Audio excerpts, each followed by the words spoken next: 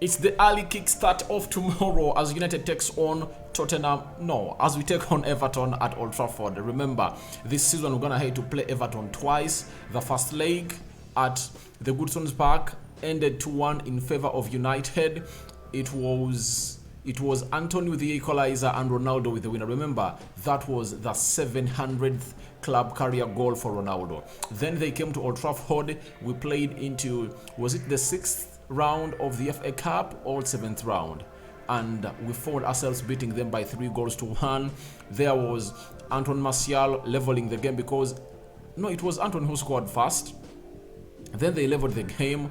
I think it was Bruno and Marcus Rashford who came in through and obviously really gave us a lead. And this time round, they are coming to Old Trafford. As last season when they came, the game ended 1-1 at Old Trafford. And obviously Townsend was the one responsible for scoring the equalizer. Welcome to this channel, guys. How are you guys? And where are you watching us from? I go by the names of Rock and David. Smash the like button, comment and share. If at all you're watching us for the very first time, endeavor to subscribe to this channel so as not to miss out on stories that we do upload in here on a daily. Now, United comes into this game after going 3 points ahead of Tottenham Hotspur, and we are really having a game not played. And Tottenham is going to have to play one more game ahead of us. If at all we win it, we'll be 6 points away from Tottenham Hotspur. But it gives us a very good picture that we can go third if at all we win this game tomorrow, because it's the early kickstarter as Newcastle prepares to play away. Is it at Southampton or Aston Villa? One of the two teams. That's where they're going to be playing. So that puts us in a position of really going out and winning this game. I know early kickstarters are not easy games, but I think when you're playing away from home at Old Trafford, the stadium is going to be rocking, and we are really targeting to make our 24th unbeaten game at Old Trafford. You know, we've played very many games at Old Trafford. The only two we've lost, one against Brighton 2-1 and the other against Real Sociedad that ended 1-0 in favor of Real Sociedad when the referee gave that bogey penalty or soft penalty. It was not even soft because it was not something you could go out and really call for, because before the ball struck the hand of Martinez, it came off his thigh, and that is nowhere a penalty given on any day, but it was given and obviously it stood. So we found ourselves losing that game of football. That's why we went ahead to play a playoff between us and Barcelona. Those two extra games that really costed us a season, and they're really so much draining according to Erik ten Hag. Now, when you look at Manchester United, who is not available? Casemiro is serving his 4th game ban, meaning that he's not going to be available, and after the game of Everton is going to be available. Then Donny van de Beek is back, you know, in the gym, but he's not going to be available. Luke Shaw really had a muscle injury that has been pronounced not very serious, that it's not going to keep him out for long. That is Luke Shaw for you. So we expect him to come in through and obviously be in the stands, but not into the match squad. Then the other player that is really not available is Alejandro Garnacho. So those are the players that you're not having at the exposure of Erik ten Hag to come in through and obviously pick. But the rest of the players are available, and the big boost is that of Eriksson, because we expect him to make it into the 20-man squad to play against Everton. I don't see him starting, but my mind tells me he's going to be into the 20-man squad that Ten Hag is going to use to take on Everton, because he's a player who has gone ahead to look well after his body, and his recovery is really so much important, and it comes in very easily. Having gotten what we call an injury, it has taken him just 2 months to return, you know. So he's a player that is being referred as a player who soldiers us because he got a cardiac arrest. People thought he was dead, rushed to hospital, his life was saved, and obviously here he is returning for the game of Everton. So talking about Everton, who are they not having? Obviously Dominic Calvert-Lewin is not at Everton. Andros Townsend is out, you know. But Ruben Vinagre is expected to be available. That's it. And maybe James Garner might find himself starting for the team of Everton for the very first time. And when you look at Everton, they are really having a very good squad, according to me, that can really cause havoc to Manchester United, because they are fighters. They previously went at Chelsea and really drew 2-2. So with the likes of Onana, Gueye, Mikelenko, Iwobi, Gray, McNeil, they're really a very good team that is really going to cause a lot of trouble to Manchester United. But the good thing is that we are at Old Trafford. You know it. When we are at Old Trafford, it's Old Trafford. And I think we might be in position to take another stretch of very many games like we did after the World Cup when we won very many of those, because we had taken close to 3 games without winning and not scoring a goal. But thank God, in the game of Brentford, we really had to win that beautiful game of football. The last game we played in the Premier League was against Brentford, and we scored 1 goal. Everton last played against Tottenham Hotspur. The game ended 1-1 at home. It shows you that they are a team that really looks so good at home, but away from home, I think they're a little bit abysmal, because their last 3 games they played away from home, Arsenal beat them by 4-0. They drew with Nottingham at home 2-2. They drew with Chelsea 2-2. So I think they're a team that has shown us that away from home they can score goals, but United is not a team that will go ahead and really give you lots of goals. We don't concede very many goals at home. If at all you're playing away from home, I would have gone ahead and said, all right, we are really going to concede very many goals. But just at Old Trafford, we've conceded only 10. Are they 7? We've conceded only 7 goals. That's it. Just 7 goals in the Premier League. So it shows you that we are a team that has gone ahead to really put in the shift that is so much required to give us the best that we deserve. Now, Everton is placed 16th. They've played 29 games and they're having 27 points. And it shows you that if at all they are beaten by United, they are going to find themselves in a position of really going down. United are 4th. We are having 53 points, 28 games played, meaning that we need to find ourselves in a position of winning this beautiful game of football to get to 56 points and go ahead of Newcastle, such that when they are coming in through to play later, they are going to be having a lot of pressure piled onto them, and that's what we call Manchester United. So we need to score goals. We need to really widen our goal difference. Let's put 4 past Everton, guys. Let's see ourselves putting 4 past Everton. If I only put 4 past Everton, then we'll go close to 10, as our goal difference, because Newcastle has scored 5. Put 5 past West Ham over the midweek. Now, let's go to the predicted starting 11 of Manchester United, as we expect Everton to come in through and name his starting 11 of Manchester United. System, it's 4-2-3-1. That is the system that we believe Erik ten Hag is going to go in for. In the goalkeeping department, David De Gea, a man who saved us from a draw, all dropping points against Brentford by stopping that attack. It was a 1v1 situation. He spread himself very well. Obviously, the ball couldn't go through his legs, and it was really something great for the player known as David De Gea. And that's unnegotiable. It's a given, it's a must. That is the man supposed to start. That's why Ten Hag has backed at the Glazers and told them, please, get these contracts of these players done us up. Right back, Bissaka versus Dalot.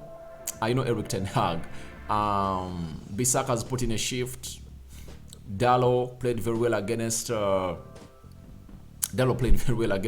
which team? Against Brentford in the midweek. And I think Bissaka is one of those players that you would look at and say, all right, he's a very good player. But I think Ten Hag favors always Dalot ahead of Bissaka, and I think it's going to be Diego Dalot starting onto the right back. But this time around, I don't see him playing the entire 90 minutes. I believe Bissaka will come in through and really play some 20 or 30 minutes in that game of football, depending on the game situation. Left back, I think it's going to be Sabitzer Malacia. He came on through and really played very well as we played a side called Brentford after Luke Shaw sustained what we call a muscle injury, and he just found himself injured and he got off. But For Luke Shaw, I think he has really gonna have to work on himself. Reason being, way back, Luke Shaw was always an injury-prone player. But this season, he has seen himself play very many games for Manchester United, and it's said it's a simple muscle injury that's not going to keep him out for long. So, for that, welcome the services of Malacia. Then the central defense, I expect a change to be made for Victor Lindelof to come in through and play onto the right side of the central defense, because for the previous 2 games, Erik ten Hag has been bringing him on, and Harry Maguire has not been getting a nod, meaning that in the game of Everton, Lindelof is going to start. Rafael Varane needs to be rested. I think he has played 2 games. We are playing Sevilla on Thursday, so I think the manager is really so much conscious about his availability and fitness, so he just wants to rest him and make him ready for the game of Sevilla, because if there is a trophy that we need badly, it's the UEFA Europa League. And you know, the UEFA Europa League grants us a chance to play into the Super Cup, the winner of the Champions League and the winner of the UEFA Europa League. So Erik ten Hag would have really strengthened his team, and maybe he would want to play in the Super Cup at the beginning of the season to really send the message outside there to everyone that we are united, and this season we are going to come here to compete and obviously put you down to where you deserve. And also the FA Cup is one of those that Ten Hag wants to win. Do you know why? Ten Hag wants to win the FA Cup for a simple reason, that he wants to play the Community Shield, you know? So he wants to be everywhere, and that's why he did about his players being able to play 70 games a season, because he knows that when he wins the FA Cup and the UEFA Europa League, he's having 2 extra games when the games are supposed to play. The Super Cup versus the winner of the Champions League, and the Community Shield versus the winner of the Premier League. So it shows you that Ten Hag is really so much well prepared for this occasion. Then for Lisandro Martinez, I think he's going to be a constant, playing onto the left side of the central defense. I know he's really going to be playing there, because this man looks like he's a workaholic. He's like a machine, you know. He's like a robot. He just can't die out, you know. He just can't gas out. Every game looks like he's fresh. That is Lisandro Martinez for you. And in the game of Brentford, he made very many blocks, interceptions, and tackles, and he won very many duels. For your information, he made close to 90 accurate passes out of the 100 he had. So he was really great and marvelous, you know.